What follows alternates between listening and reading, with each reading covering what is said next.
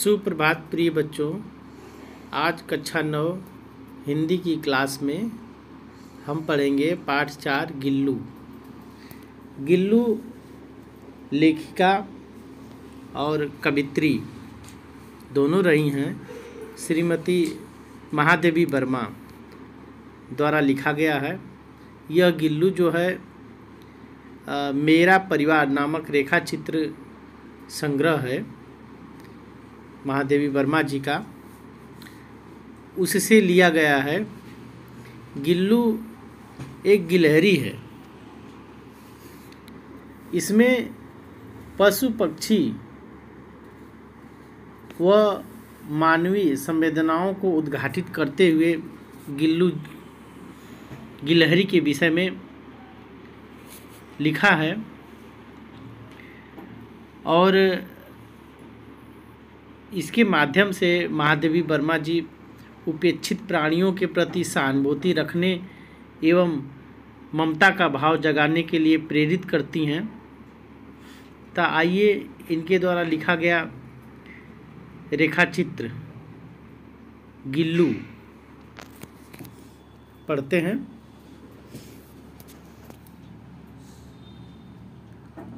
सोनजूही में आज एक पीली कली लगी है। सोनजूही एक फूल होता है और उसमें एक पीले रंग की कली लगी है।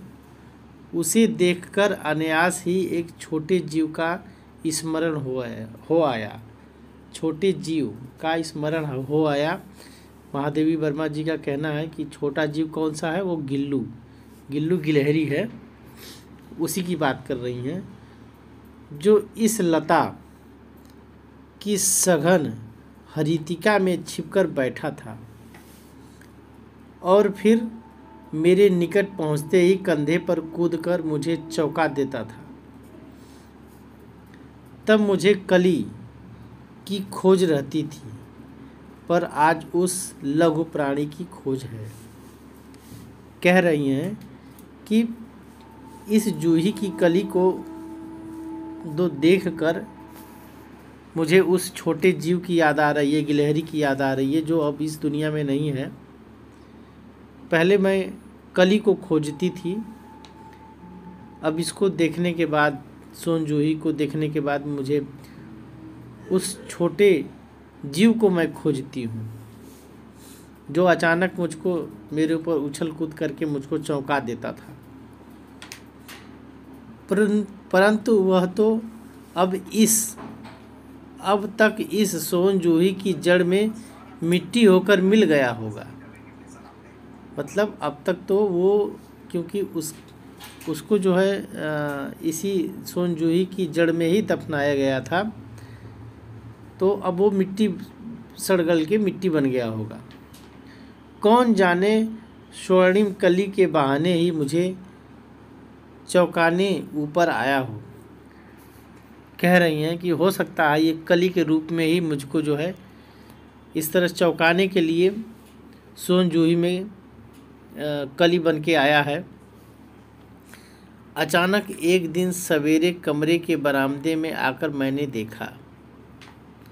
अब वे गिल्लू के विषय में कह रही हैं, बता रही हैं। 2 कौवे एक गमले के चारों ओर चोंचों से छुअल जैसे खेल खेल रहे थे। यह काक भुसुंडी भी विचित्र पक्षी है। काक भुसुंडी कौवा थे जो रामायण में जिनका प्रसंग आया है, तो उन्हीं के विषय में बता रही हैं कि ये एक विचित्र प्रकार का कौवा जीव है। एक साथ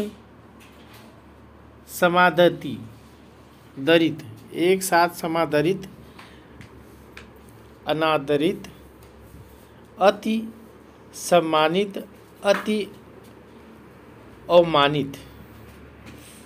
कैसा विचित्र जीव है? समादरित, अनादरित, मतलब सम्मान भी पाने वाला, अपमान भी पाने वाला, इस प्रकार का विचित्र जीव कौवा है।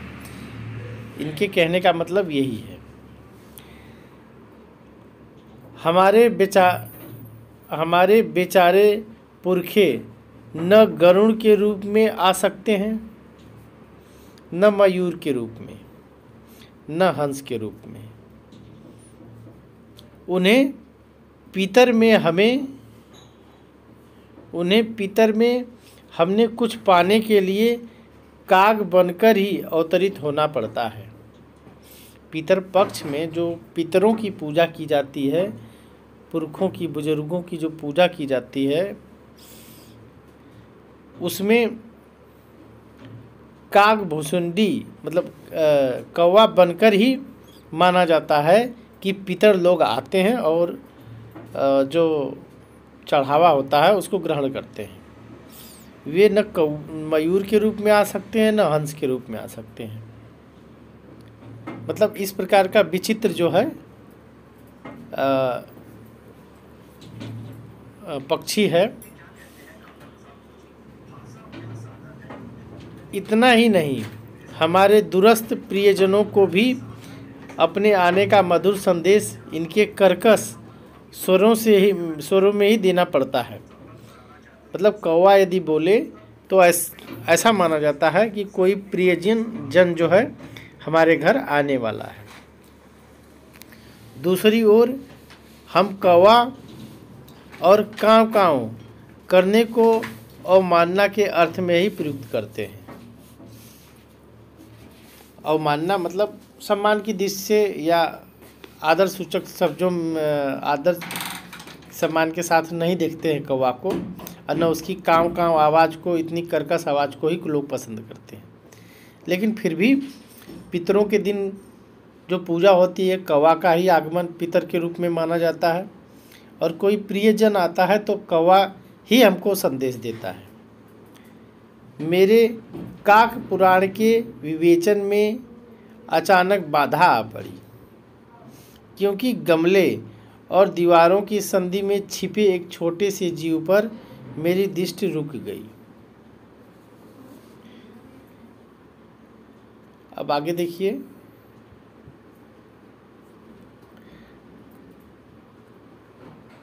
निकट जाकर देखा,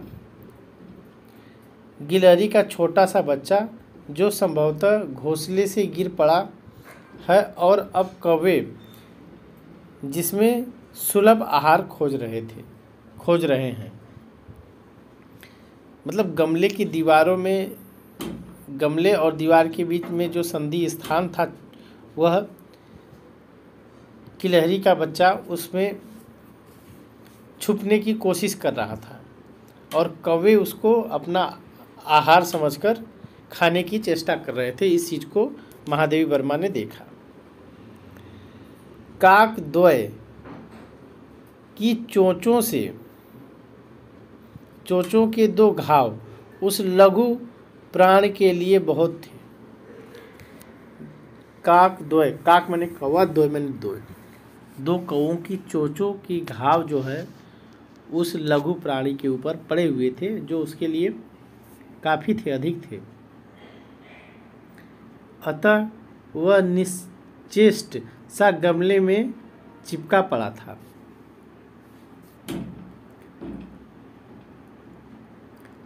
सबने कहा कि कौवे की चोंच का घाव लगने के बाद यह बच नहीं सकता, अतः इसे ऐसे ही रहने दिया जाए। परंतु मन नहीं माना। उसे हौले से उठाकर अपने कमरे में ले आई। फिर रुई से रक्त पोंछकर घाव को पर पेंसिलिन का मरहम लगाया। ऐसा काम महादेवी वर्मा ने किया। रुई की पतली बत्ती दूध में भिगोकर जैसे तैसे उसके नन्हे से मुंह में लगाई, पर मुंह खुल न सका और दूध की बूंदें दोनों ओर लुढ़क गई। महादेवी वर्मा उस गिलहरी के बच्चे को दूध पिलाने का प्रयास कर रही थी। चूँकि बच्चा काफ़ी था, इसलिए रुई के माध्यम से दूध पिला रही थी, लेकिन वो पी नहीं सका, दूध बाहर निकल गया। कई घंटे उपचार के उपरांत उसके मुंह में एक बूंद पानी टपकाया जा सका। तीसरे दिन वह इतना अच्छा और अस्वस्थ हो गया कि मेरी अंगुलियां अपने दोनों नन्हे पंजों से पकड़कर नीले कांच की मोतियों जैसी आंखों से इधर उधर देखने लगा। 3-4 माह में उसके स्निग्ध रोहे, झब्बेदार पूंछ और चंचल चमकीली आंखें सबको विस्मित करने लगी। 3-4 महीने बाद वो बड़ा हो गया और जैसे वास्तविक रूप में गिलहरी होती है उस रूप में वो दिखाई देने लगा। अब आगे देखिए, हमने उसकी जातिवाचक संज्ञा को व्यक्तिवाचक का रूप दे दिया और इस प्रकार हम उसे गिल्लू कहकर बुलाने लगे। मैंने फूल रखने की एक हल्की डलिया में रुई बिछाकर उसे तार से खिड़की पर लटका दिया। वही 2 वर्ष गिल्लू का घर रहा। एक डलिया थी जिसमें तार बांधकर खिड़की से लटका दिया, उसमें कुछ रुई रख दिए और गिल्लू आकर उसमें रहता था। वही घर रहा जब तक कोई जीवित रहा, 2 वर्ष तक। वह स्वयं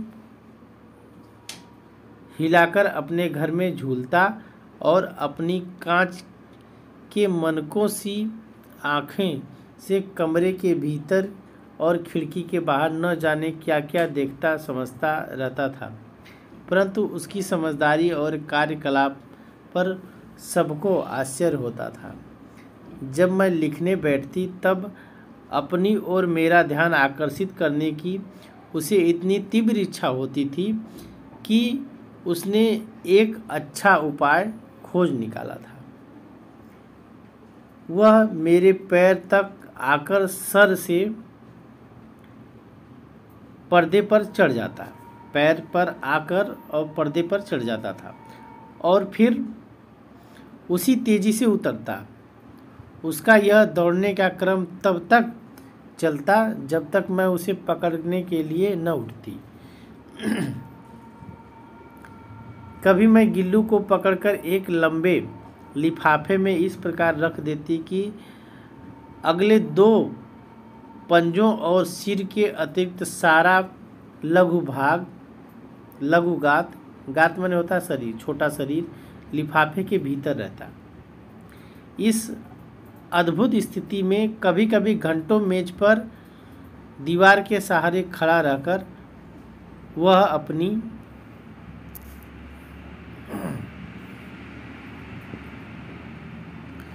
चमकीली आंखों से मेरे कार्यकलाप को देखता रहता। भूख लगने पर चिक चिक करके मानो वह मुझे सूचना देता और काजू या बिस्कुट मिल जाने पर उसी स्थिति में लिफाफे से बाहर वाले पंजों से पकड़कर उसे कुतरता रहता। फिर गिल्लू के जीवन का प्रथम बसंत आया। नीम चमेली की गंध मेरे कमरे में हौले हौले आने लगी। बाहर की गिलहरियां खिड़कियों की जाली के पास आकर चिक चिक करने न जाने क्या कहने लगी। गिल्लू को जाली के बाहर बैठकर अपनेपन से बाहर झांकते देखकर मुझे लगा कि मुझे मुक्त करना आवश्यक है। मुक्त करना मतलब छोड़ देना, इसको छोड़ देना आवश्यक है। मैंने कीले निकालकर जाली का एक कोना खोल दिया और इस मार्ग से गिल्लू ने बाहर जाने पर सचमुच ही मुक्ति की सांस ली। इतने छोटे से जीव को घर में पले कुत्ते बिल्लियों से बचाना भी एक समस्या ही थी। आवश्यक कागज पत्रों के कारण मेरे बाहर जाने पर कमरा बंद ही रहता था। मेरे कॉलेज से लौटने पर जैसे ही कमरा खोला गया और मैंने भीतर पैर रखा, वैसे ही गिल्लू जाली के बाहर से भीतर आकर मेरे पैरों से सिर और सिर से पैर तक दौड़ लगाने लगा।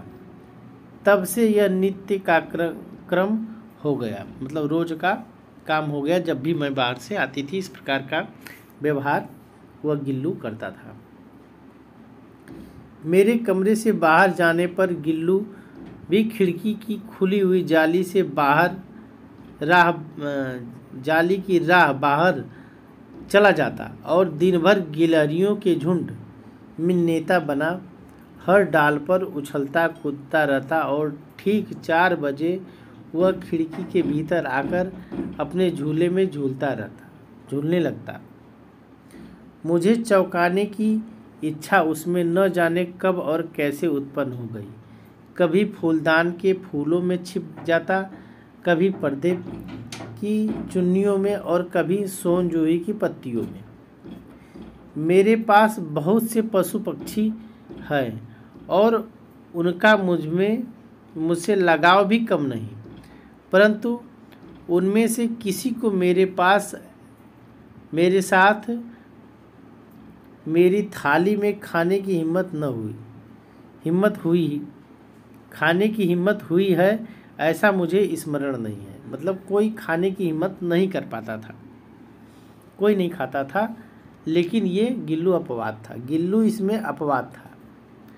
जैसे ही खाने के कमरे में पहुंचती वह खिड़की से निकलकर आंगन की दीवार बरामदा पार करके मेज पर पहुंच जाता और मेरी थाली में बैठ जाना चाहता। बड़ी कठिनाई से मैंने उसे थाली के पास बैठाना सिखाया, जहां बैठकर वह मेरी थाली में से एक एक चावल उठाकर बड़ी सफाई के साथ खाता रहता। काजू उसका प्रिय खाद्य था और कई दिन काजू न मिलने पर वह अन्य खाने की चीज़ें या तो लेना बंद कर देता या झूले के नीचे फेंक देता था। अब आगे देखिए, उसी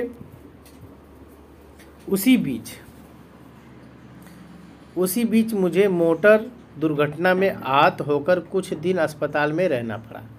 मतलब महादेवी वर्मा का एक्सीडेंट हो गया और जिसके कारण उनको अस्पताल में रहना पड़ा। उन दिनों जब मेरे कमरे का दरवाज़ा खोला जाता, गिल्लू अपने झूले से उतरकर दौड़ता और फिर किसी दूसरे को देखकर उसी तेजी से अपने घोंसले में जा बैठता। सब उसे काजू देते, परंतु अस्पताल से लौटकर जब मैं उसके झूले की सफाई की तो उसमें काजू भरे मिले, जिससे ज्ञात हुआ कि वह उन दिनों अपना प्रिय खाद्य कम खाता रहा। मतलब जब महादेवी वर्मा नहीं थी, उनकी अनुपस्थिति में वह प्रिय खाद्य जो उसका काजू था खाता था, उसको कम पसंद करता था, नहीं खाता था, दुखी रहता था उनके बिना। मेरी अस्वस्थता में वह तकिए पर सिरहाने बैठकर अपने नन्हे नन्हे पंजों से ये मेरे सिर और बालों को इतने हौले हौले सहलाता रहता कि उसका हटना एक परिचायिका के हटने के समान लगता था। अस्वस्थता मतलब वहाँ से अस्पताल के आने के बाद जब वो लेटी रहती थी तो अपने नन्हे नन्हे पैरों से उनके बाल और सिर को सहलाता रहता था। ऐसा लगता था कि कोई सेविका जो है सर को दबा रही है या सेवा कर रही है, इस प्रकार का आभास उनको लगता था। गर्मियों में जब मैं दोपहर में काम करती रहती तो गिल्लू न बाहर जाता न अपने झूले में बैठता। उसने मेरे निकट रहने के साथ गर्मी से बचने का एक सर्वथा नया उपाय खोज निकाला था। वह मेरे पास रखी सुराही पर लेट जाता और इस प्रकार समीप भी रहता और ठंडक में भी रहता। गिलहरियों के जीवन की अवधि 2 वर्ष से अधिक नहीं होती, अतः गिल्लू की जीवन यात्रा का अंत आ ही गया।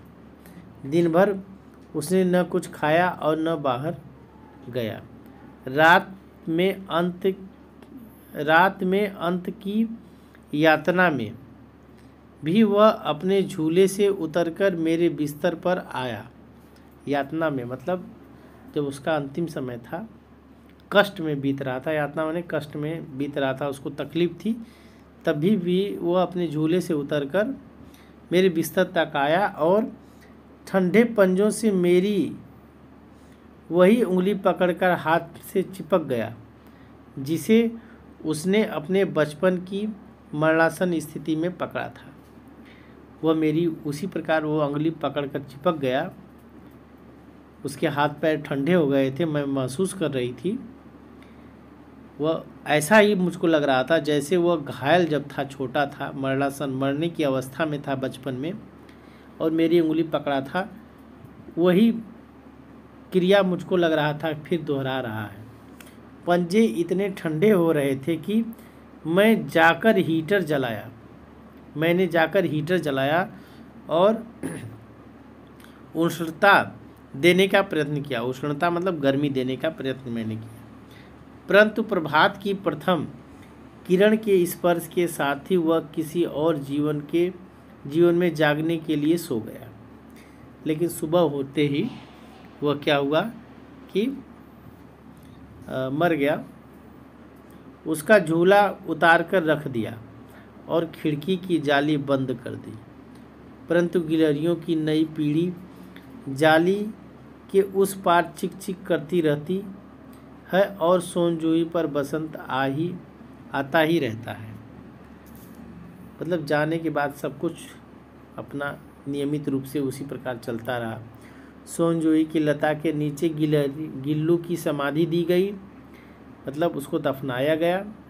समाधि का मतलब इसलिए भी कि उसे वह लता सबसे अधिक प्रिय थी, उस लताओं पर वह खेलता था, इसलिए उसी के नीचे उसको समाधि दी गई। इसलिए भी कि लघुता का किसी बसंती दिन जूही के पिलाब छोटे फूल में खिल जाने का विश्वास मुझे संतोष देता है। वो कह रही थी ऐसा लग रहा था कि बसंत आता था, अब पीले फूल जब निकल के आते थे तो मुझको लगता था कि वह गिल्लू आ गया, और इस प्रकार मुझको संतोष एक प्रकार का होता था। महादेवी वर्मा इस रेखा चित्र निबंध के विषय में इस प्रकार लिख रही हैं। आशा है आपको यह निबंध समझ में आया होगा। आज के लिए बस इतना ही। धन्यवाद।